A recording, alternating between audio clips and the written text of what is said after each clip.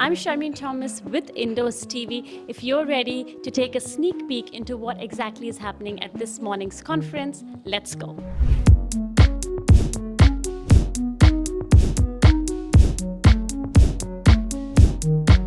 I am at the GOPIO International Convention 2025 being held here in our very own Brisbane city. GOPIO stands for Global Organization of People of Indian Origin, and the theme of this year's convention is the diaspora's role in shaping future technologies. So some really power-packed presentations happening here.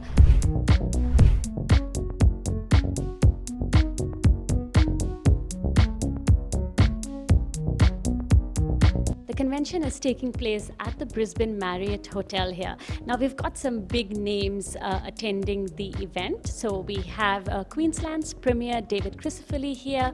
We also have Lord Mayor Adrian Shinner. Of course, we have Consul General of India, Neetu Bhagotia ji attending as well.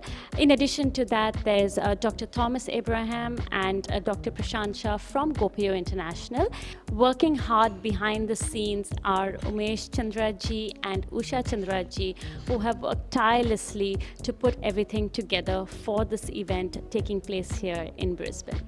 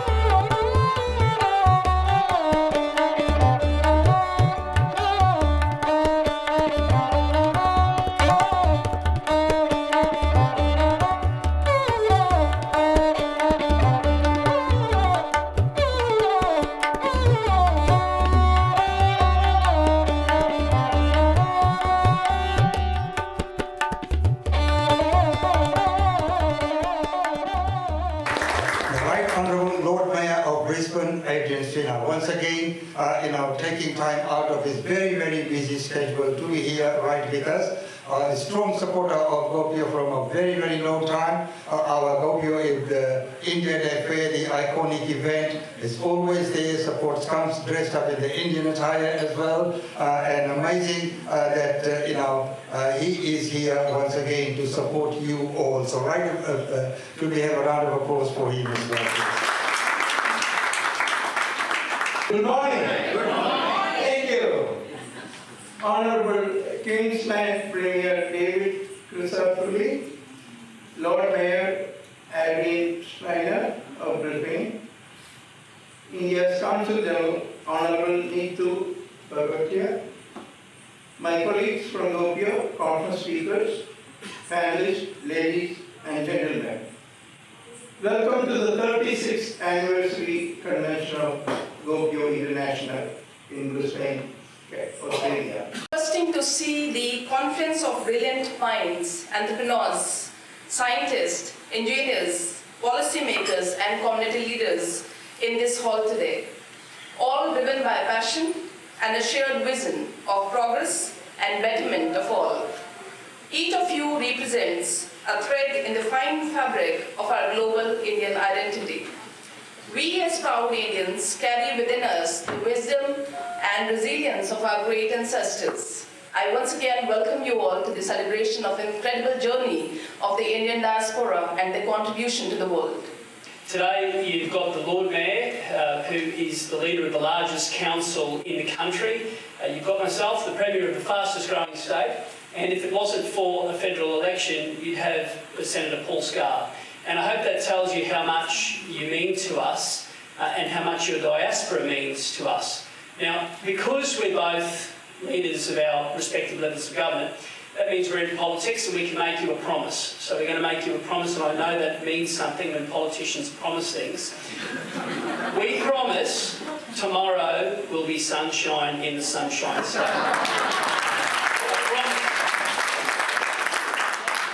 I've just come from a briefing at our disaster centre because much of Western Queensland is underwater at the moment, and that briefing's just been given so I can give it to you. And I have another promise. My first trade delegation as Premier of this state will in fact be to India. And it follows hot on the heels of both the Governor and my Minister for Trade, Ros Bates, who attended the Bio-Asian conference in Hyderabad just a little while ago. And the opportunities there are immense. And the Consul made some beautiful remarks about the similarities and bonds between our nations. And they're bonds that go back many, many years, forged on battlefields, on cricket fields. We are, normally India beats Australia, I understand that. I love my cricket, I get that.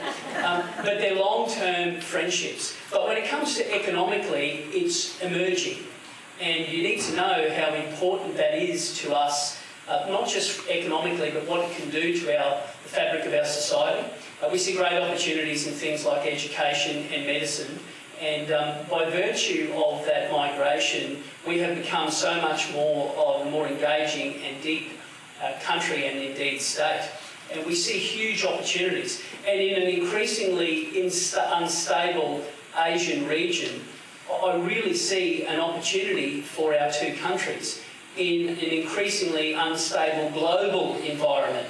The stability that comes from your democracy and ours can prove really valuable for us. To all of you, wherever you're from, I want you to know that Queensland is open for business.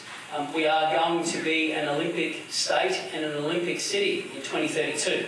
And with that comes some magnificent opportunities.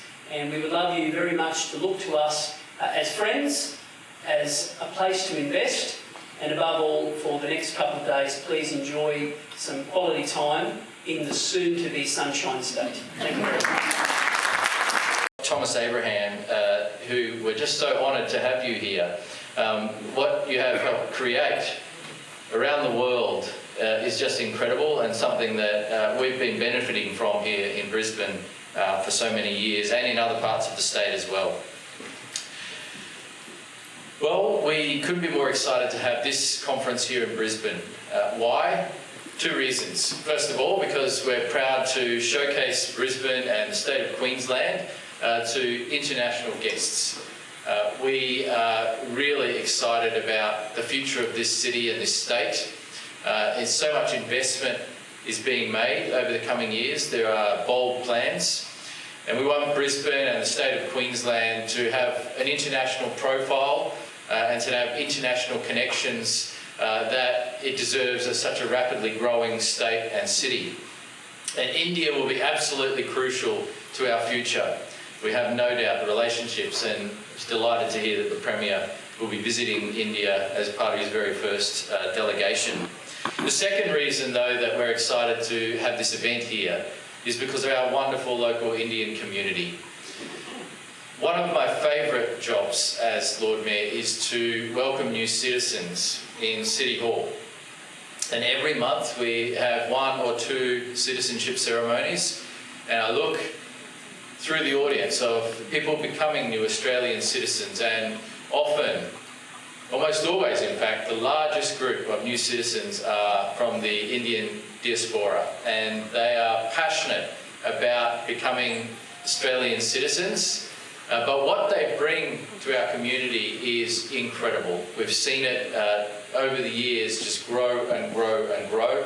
They're proudly waving the Australian flag because they know that they are both Indian and they are both Australian, and you can be both. It's not possible. It's not required to give up your cultural heritage. It's required to celebrate it, to keep it, but also that's what makes Australia such a wonderful multicultural community.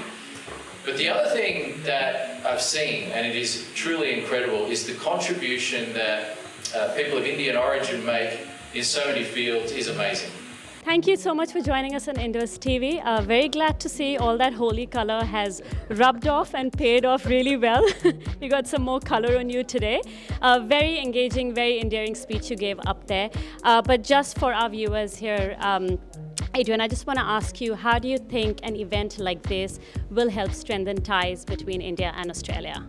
Oh, it's a great privilege to have this international event being held here in Brisbane, in the capital of Queensland, because we know that absolutely critical to our future as a city and as a state are those international connections, particularly connections in India and with the Indian diaspora right across the world. So that's what today is all about. But our local Indian community brings so much to Brisbane, so much colour and vibrancy, and whether it's the Holi Festival or so many other events, right. it really helps make Brisbane an even better place.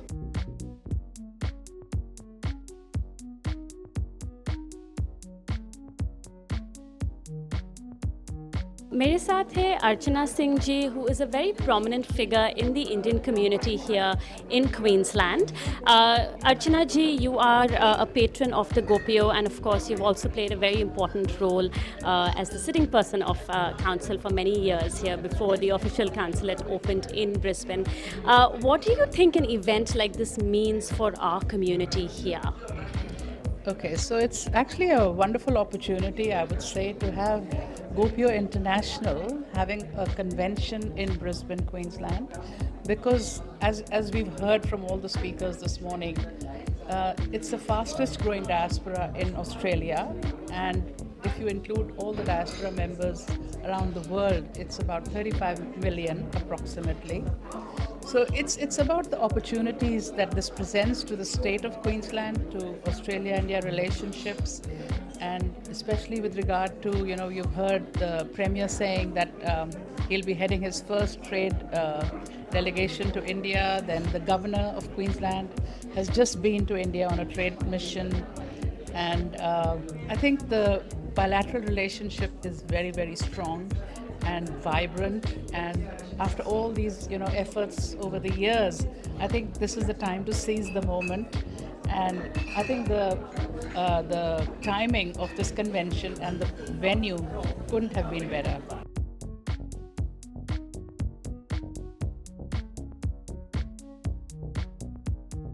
Any particular sectors you think that are going to be the winner outcomes of this particular agenda of this conference? Well, we already see the incredible influence that people of Indian origin have when it comes to so many sectors here in Brisbane and in Queensland. So in our universities and the academic sectors, in engineering, in IT, there's so many opportunities for growth and for investment, and for creating jobs here as well.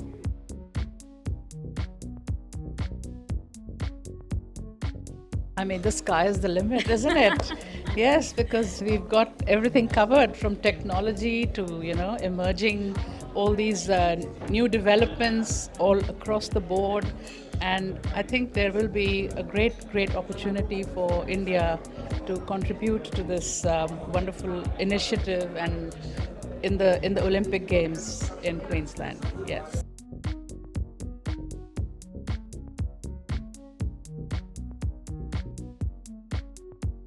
I have with me Mr. Shaheen Majid, who is a platinum sponsor for the convention today.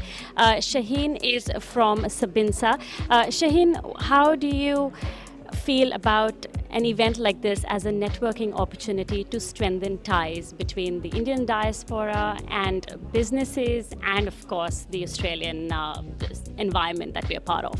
I would say it's an absolute necessity. My father started this around 30 years ago, participating, and he left a lasting impression on me. And we grew up in the United States, and sometimes you can get separated from your culture quite fast in such countries. So having this type of community to be involved in, like I said, it's an absolute necessity. So Umesh Usha ji, congratulations on kicking off the convention on a very high note, on a very positive note. Now you guys did have a dinner event that happened last night, which was kind of like a soft launch. What were some of the highlights of last night's dinner event? Okay, last night's dinner event highlighted, the strength of the Indian diaspora. In in our customs and traditions, Atiti Devo Bhava, meaning our guests are very honored. So yesterday was a welcome meet and greet for all the international delegates. So it was not a big formal event, but it was an event where we could get everyone to say, you are welcome here in Brisbane. Come on, let's meet and greet and as we commence our convention.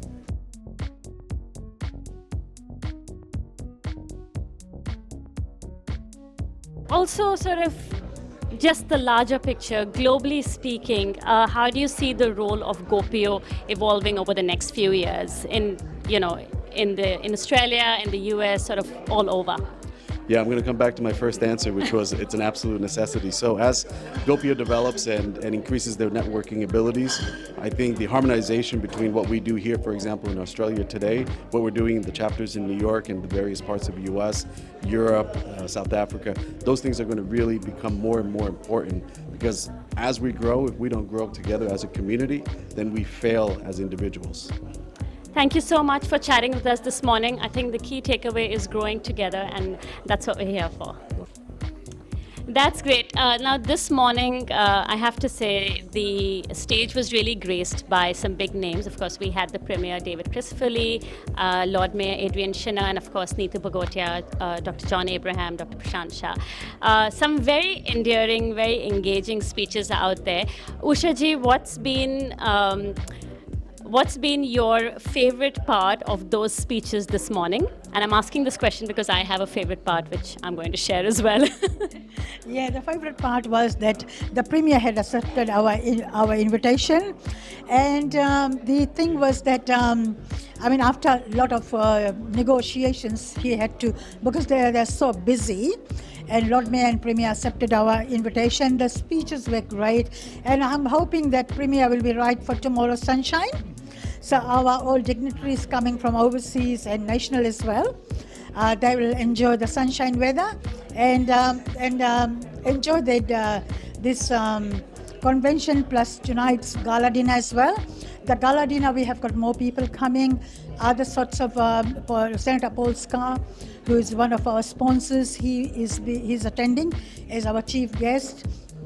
And we have got all other dignitaries coming tonight as well. So in the 3 sessions, we had different dignitaries coming in. So thank you so much, Indoz TV, for supporting us. And we'd love to have your company at India Independence Day as well. And we would like you to promote our iconic India Day fair as well. Thank you so much. I now have with me a very special person, Zen, who was the MC for this morning's proceedings. Zen, of course, you are not new to this crowd, and we're standing right in front of your posters itself. So, ladies and gentlemen, the man himself. Zen, what do you think is so pivotal about an event like this? I think obviously one of the most important things, well, firstly, before I begin, whatever emceeing and stuff I do, I often get to share the pleasure of having you on stage as well. So it's nice to being interviewed by you. But one of the most important things I think is the support the Indian diaspora gives. Obviously, this is internationally, but one of the things is within Brisbane itself, we have so much support. We had, all 3 levels of government. We had the Premier, we had the Lord Mayor and things. So the support, the love which GOPIO receives and the Indian community receives in Brisbane, I think because of that is what we were able to achieve over here. So I'm glad that so many people are present today. I'm sure throughout this day and in the evening we'll have a lot more as well. So my next guest here today is Kulvinder Kaur, aka Rani, as you prefer to be called. Rani, you are a speaker at the convention today. What are you talking about at the convention today? I'm talking about families and cultures, like my background, how I start my career to Australia, how I moved from India to Australia, left my 2 children behind. So I'm talking about that thing. Definitely a lot of work has happened behind the scenes, and we've chatted about this before as well. Now, after this year's convention, of course, tomorrow there's that your board meeting happening, and then everyone's heading off to Fiji after that. What happens in the next year or 2? Do you all get together for another convention? The convention is already being planning, and as I mentioned, our international president Prakash Shah has just come from Mumbai, and Mumbai's put up their hand to be the next host. So this is a little bit of secret, and not anymore. So let's see. What the thing is, arranging a convention in India is a breeze. You can get so much done, and they say there will be over 1,000 people because they can get the numbers and all the things. So that's quite exciting.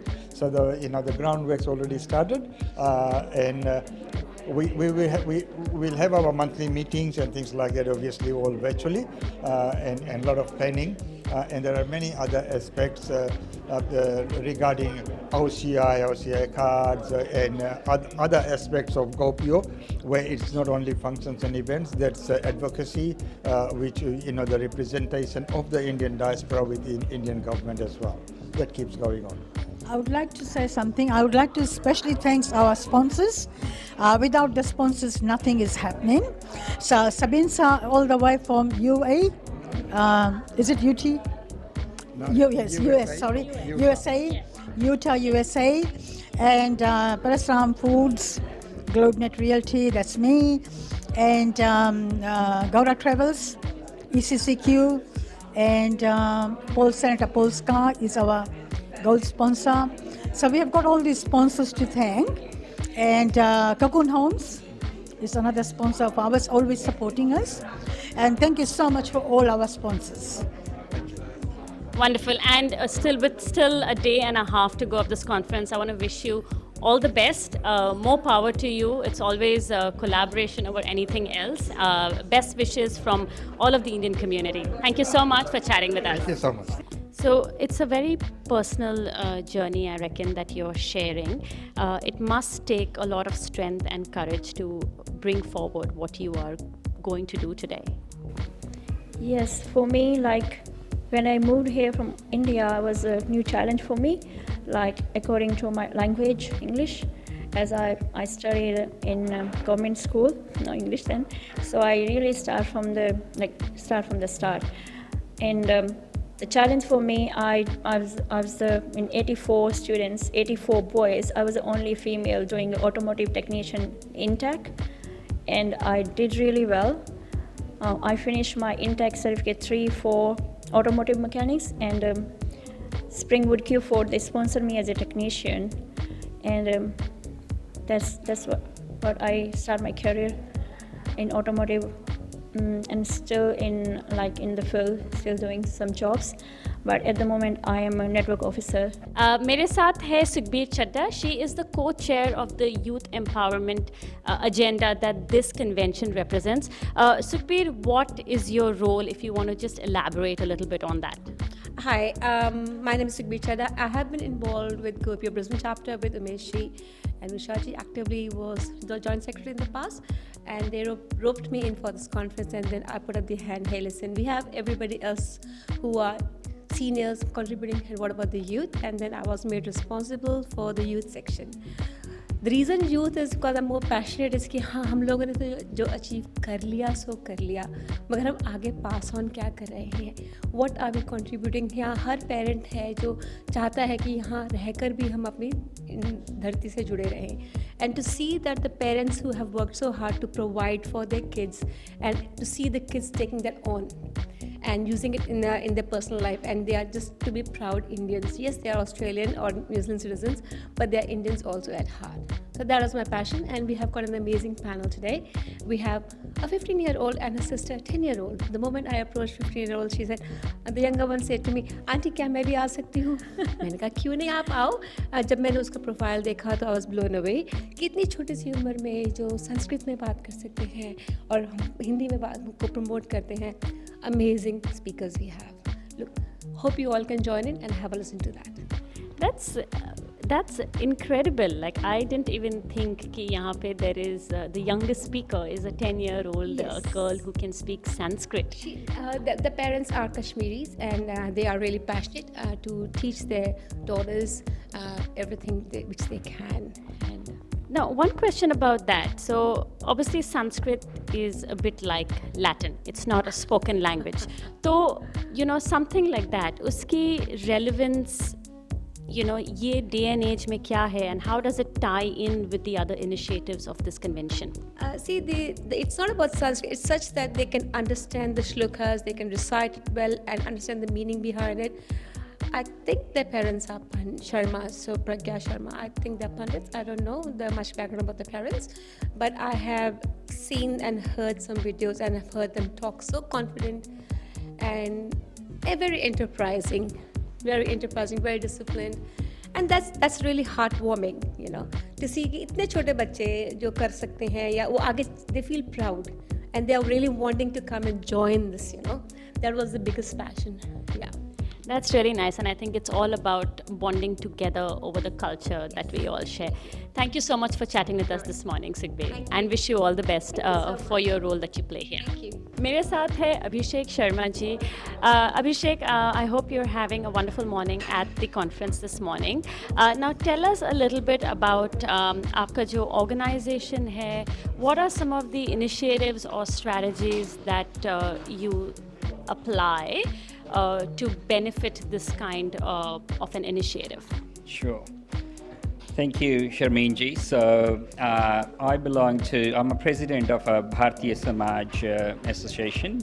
So, what Bharatiya Samaj does, we are a humanitarian-driven organization. So, mainly we have two key objectives. One is the information dissemination. So, we empower migrants community with knowledge. So empowering them with knowledge, because our key objective is the more knowledge the migrants communities they have, regardless of whether they are Indian diaspora or other multicultural communities, the better decision making they can have in their lives. And secondly, it's building inclusive communities. So we work with quite a number of other organizations, including Indian organizations, but also African nations, organizations, and European nations, Malaysian, Singaporean, Vietnamese, and many more. So, our key objective is to build inclusive communities. So we know when we are in India, there's a concept of unity and diversity, but when we are in overseas or Australia, we strongly believe that working together will actually, this is what we need when we live in a multicultural society. And to answer how it aligns with this conference key initiative, this is all about empowering. It's about information dissemination. There are about over 20 keynote speakers who they have arrived from overseas, mainly from US, and they have got worth of so much knowledge that they are sharing, their experiences. I was just listening to one of the journalists, Mr. Rohit Vyas, and 5 decades ago, he's just shared a story that what Indian community had to go through, and the temples, got all sort of graffitis, and Indian community was so this is all about their experiences and how we can work together. What Indian diaspora, the way we are growing, there's about 35 million odd Indian diaspora worldwide. So, and this is where we got to work together, and GOPIO's initiative is actually aligns with Bharatiya Samaj, and so. Abhishek, next, that was really well shared, I think absolute gold nugget over there. What has been your key takeaway so far of this morning? Yes, so again, as I said, there are keynote speakers who they have wealth of knowledge and experience that they are sharing here. So the key takeaway is that there are two things, right? So it's about working together. So the Indian diaspora has to work together regardless of their religion and color and caste and creed and language. So we have to come there in a unified form. And secondly, the image that Indians have to portray to the outside world. I know there are Indians are doing really well in global wise, like Sundar Pichai, and now there's a recently appointed FBI, Kash Patel, and all that. And this is where I believe soon the Australian government will start seeing the value addition that Indian diaspora is bringing on to the table, and soon we will have more Indians, whether that's in the parliament or other medical field and all that. So yes, so this is what's happening, and it's good to have the US speakers where Indians have already done their benchmarking, and now I think it's the time. So it's the time for Indians to actually rock the world. Thank you so much. I think my key takeaway from what you just said was that evolving nature of representation across different facets of society. Thank you so much, Abhishek, for sharing your wisdom with our viewers today. Thank you, Sharmeen. Thank you. Thank you, Indoz TV. Much appreciated.